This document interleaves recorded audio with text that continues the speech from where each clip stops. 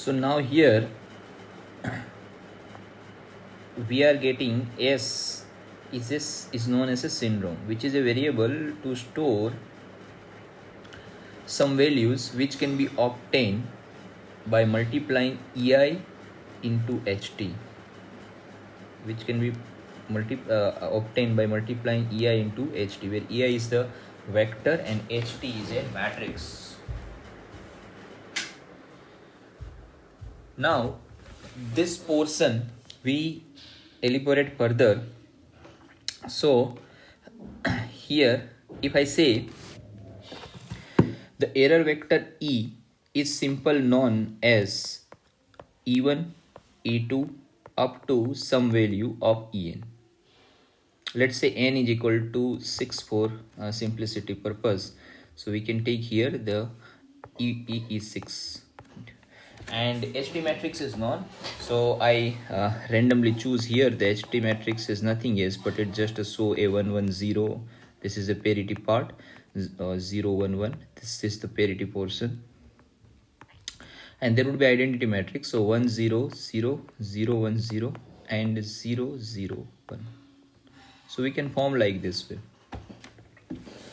Now the syndrome S is obtained as EI into HT, right? This can be obtained of EI into HT. So we have to identify, the main objective over here is to identify the error E. So if we say this is E1, E2 up to E6, and if the same HT has been placed over here 1 1 0 1 0 1 0 1 1, then identity matrix I is 1 0 0 0 1 0 and then 0 0 1 if it is matrix like this. So we need to solve this, but the problem here is this is known only because it is stored at receiver, so this is known, but this is unknown, and even at the similar time this is also unknown. So what we can do here, we go with a trial and error method, or we will try to solve this equation with the way in which we are totally unaware about the syndrome value S and error vector E. This matrix is simple 3 row. There are, how many rows are there? 6 row, and there would be a 3 column. So this matrix is simply known as a 6 comma 3. This matrix is simple known as a 1 cross 6. So this is 6 and 6 over here. So this matrix S is simple known as a 1 cross 3. The size of S is simply 1 cross 3. So S is simple defined as a 3-bit information, S1, S2 and S3. 1 row and 3 columns. So this is 1 column. So we can obtain here, that is S is represented as S1, S2 and S3, and that is nothing else but that is equivalent to E1, E2 up to E6, that is this HT matrix 1 1 0 1 0 1 0 1 1 1 0 0 0 1 0, and here there would be a 0 0. Right. Now we apply different combination of this one. So first we choose, they have 8 combinations are there, 8 possible combination. How many possible combinations? So you can say the S and you place S. So S may be a 0 0 0 up to a 1 1 1. So if you put any one value here, any one value you can put, let's say 0 0 1 you place first, and you solve this equation for this 0 0 1. So if my syndrome is this one 0 0 1, so what would be the value of this matrix E, right? So you replace this with this value 0 0 1 here, 0 0 1, and we try to solve this.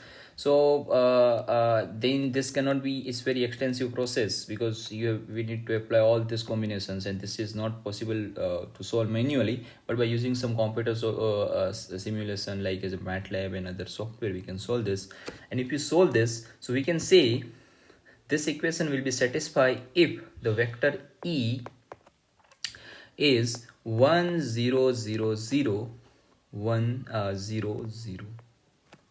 So that is E1 and that is E6, and there are all other bits are there. So if you put this one, this equation can be rightly satisfied. So if you solve this one, that you can say this is 1 0 0 0 0 0, you can satisfy, right? So this value 1 0 0 0 is not only the single value for which this equation can be satisfied, then you are getting some other value, like as this equation can even be satisfied with 0 1 1 0 0 0. Then you find there are 6 combination you will find here, so maybe possible that would be 1 1 1 0 0 1. So all this 6 combination of error vector, this equation can be satisfied. Right. So if you put the syndrome as a 0 0 1, so you are getting 6 combination. So you are getting a 6 combination here for this 0 0 1. You are getting a 6 combination of E, where this would be the right, like as a 1 0 0 0 0 0 is right, 0 1 1 0 0 0 is would be right, then 1 1 1 0 0 1 would be right. So there are 6 combinations you can place. This is error vector S, and this is for the syndrome. Now out of this one, you have to choose any single one, because your answer would be a single one. So this can go with this can go with this can go with this, and all for all error combination, and for this syndrome, this equation can be satisfied. This can be satisfied with all these values, right? So here we are getting the multiple value of error vector. If we ended with a single value of error vector, then work becomes very simple, because that error vector we have identified by this way, and this error vector we can use to get the code vector by XORing error vector E with R, or R with E, and then we are getting code vector directly. So here we can identify the error vector, but the problem is there are multiple values can be found. So with which value we'll go? So we'll apply the maximum likelihood algorithm. In the maximum likelihood, we can have to say that the code vector C and R, we will choose the combination for which C and R maximum closer with each other, or C is maximum like with R. So this algorithm is known as a maximum likelihood. So we will find the probability with all this combination, and for which we have a minimum Hamming distance between C and R we will choose. So minimum Hamming distance simply means R is actually obtained with C and XORing with R. So if E would be a 0, then R and C would be the same, but if E have a 1 bit, then R would be differed with C with 1 bit. If E have a 2 bits have error, so R will be differ with C with a 2 bit, so forth. So the distance between R and C can be increased with E, error vectors. So if error vector has a more number of ones, means more error, that is simply known as a more error, then is proportionally to this, the distance between R and C would be increased, right? So basic is this. If we will go with a maximum likelihood algorithm, we will choose the error vector which make the minimum distance between code vector C and R. So that is the minimum error. So if there are so many combinations are available which can satisfy this equation, we will choose the error vector which create a minimum distance between vector R and C, and that is the minimum number of errors should be there in error vector, and that is the first one, because here in this you can say there are only single bit error, first bit error. Here there are 2 bit error, this is single bit error, this is a 3 bit error, 4 bit error, and so we will discard all this all is discarded, and this one is selected. So this is a way how we can select this whole the things. So basically what we learn here, we will take a one syndrome, we will choose a one syndrome, and for one syndrome we try to satisfy this equation. So we are getting a multiple possibility of error. Out of this error possibility, we will go with a maximum likelihood algorithm. So we will choose the error vector which has a minimum number of weight of 1, and that will be chosen, and this is this is enter in this uh, table here. So we can choose any combination 0 0 0, and for this one we have choose the error vector e. Now in the same equation here, now we will change the value of s from 0 0 0 to 1 0 1, and for 101 we again do the similar process. So find all the possible combination of error vector e, and out of this error vector e we will choose the error vector which has a minimum a number of error, or which has a minimum weight of 1. That e would be a 10000.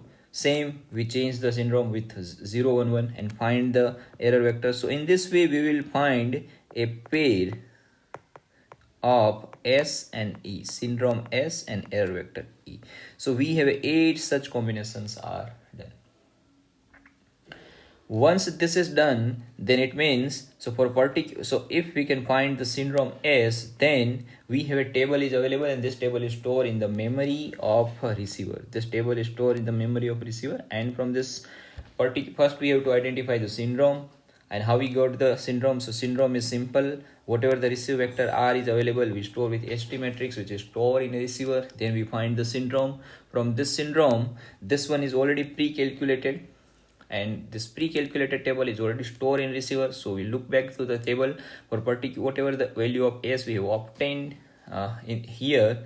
This value S, we will find the particular entry of syndrome. So if this is what would be a syndrome, that we will find the error with responding to this one. So it's 01000, and this error is finally we will consider as actual error between transmitter and receiver propagation, and this error is finally added with or XORing with our receive vector here, and then we will get the code vector C. So this is the whole procedure. Now let's summarize the thing.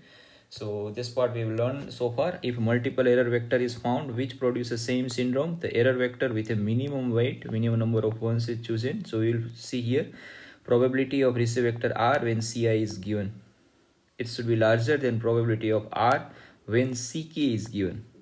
So we go with this one because it has a largest probability to match R with Ci, right? And for this one, the particular error vector is chosen which provide the minimum weight.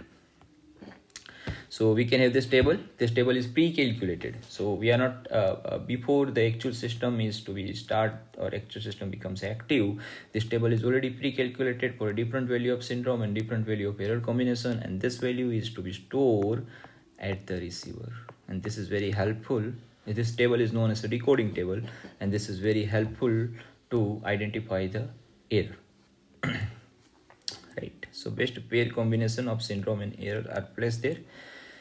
So now we summarize the general procedure. So first, whatever the vector is received, that is R, that is known because we are receiving this. HT is also known because it is already stored in the memory. So we multiply the receive vector R with already stored vector HT, then R into HT, we are getting the syndrome S.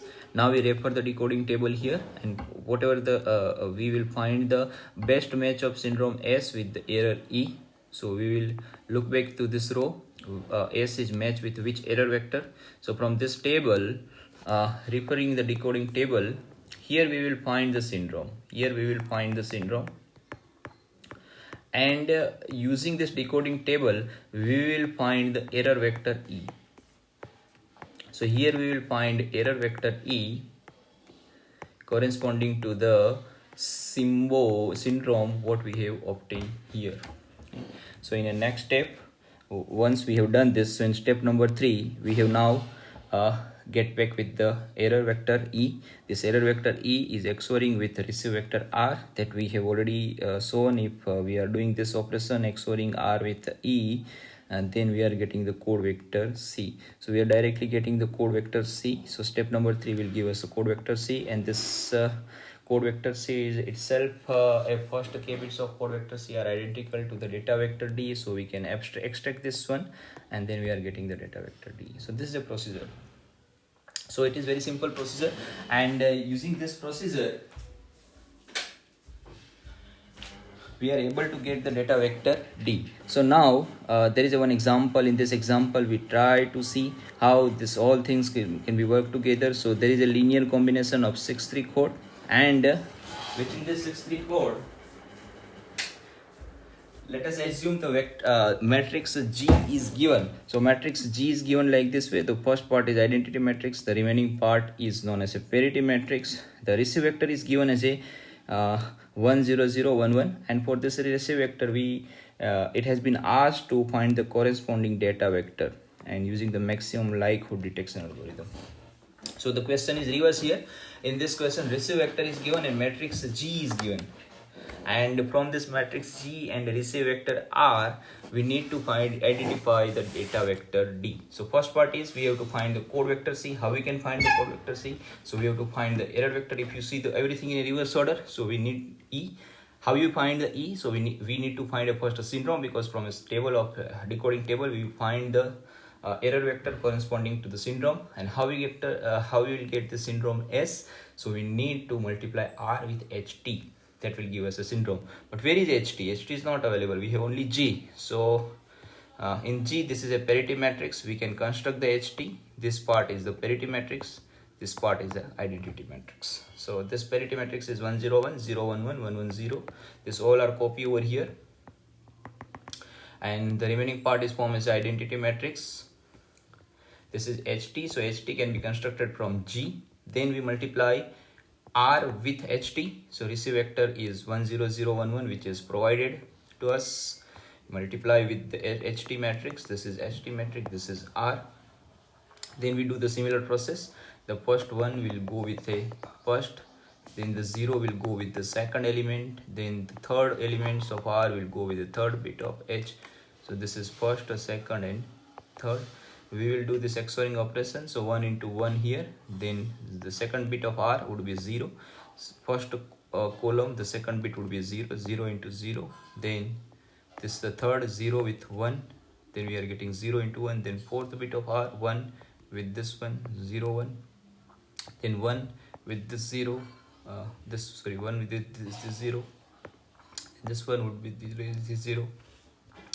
Then now this will give us a first bit of syndrome S1. Then we are getting the second bit of syndrome by multiplying all the bits of receive vector R with the second column of HT matrix. So this one will go with this 0, 1 into 0. Then this 0 will go multiply with 1, and so forth. You are getting S2, and you are getting S3. If you simplify this, all 1 into 1 1, 0 into 0 and 0 and all. And if you are XORing this, so first is 1. This is our S1, this is our S2, and this is our S3. So we got the syndrome S. So what the procedure we apply? We have a G. From G we have constructed a HT. Basically it is stored already in the receiver. So HT is available. We multiply R with HT and got the syndrome value. This S is 110. Now we look back to the table which is available with us. So we will go to the table. And from this table we will try to locate the syndrome. What is the syndrome? 110. Remember this 110. We try to locate on this table. So here this is 110. You can see this one. This is 110. This one. And what is the error for particular 110? Is 001000. So error is identified. This error is identified as a 001000. It means the first bit has no error, the second bit has no error. There is a third bit, first bit, there is a second bit, there is a third bit, there is a fourth bit, and there is a fifth bit, there is a sixth bit. It means only the third bit has an error of a code word. So now we will XORing this R with E. So R is available 100011. XORing with this E 00100. We have found this from lookup table. We XORing this operation and finally got the error vector E 101011. So this is known as code word C. This C is written here as a 1010011. It's a 6 3 code. So first a few bits, K are 3 and is 6. So this 3 bit is your data vector 101. Right? And this is applicable for the assumption of one bit error only. If there are 2 bits and more bits error, so this lookup table will not work. And if this lookup table will not work, then definitely we count. Sorry, this lookup table will not work. This work only for a single bit error. If it doesn't work there, then we are not getting the right error vector, and if right error vector is not available, then we are not able to get the right code vector C, and then all the processor will fail. You take a note of this. So now this is a one part that we need to understand, and we will conclude this lecture with some advantage and disadvantage of a linear block code. This is the encoding and decoding process of linear block code. So what are the merits of linear block code? So the merit is the simple design of encoder and decoder.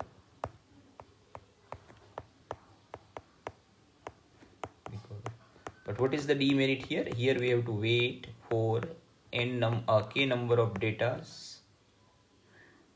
Demerits, if you see the demerits, so we have to wait for a k number of block of data is to be collected, and once it is collected, then we process. So we cannot process the running basis. And when we learn the convolution code, we will see the data is to be convoluted on running basis. But the another advantage of this is that code efficiency is comparatively higher. If you see another codes like a convoluted code and all, we will see code efficiency goes down. Here code efficiency is good, but the demerits over here is that transmitter has to wait for k bits to be collected. So that is time consuming, and so delay is higher. Okay, so this is all the processors. So now we would like to stop here.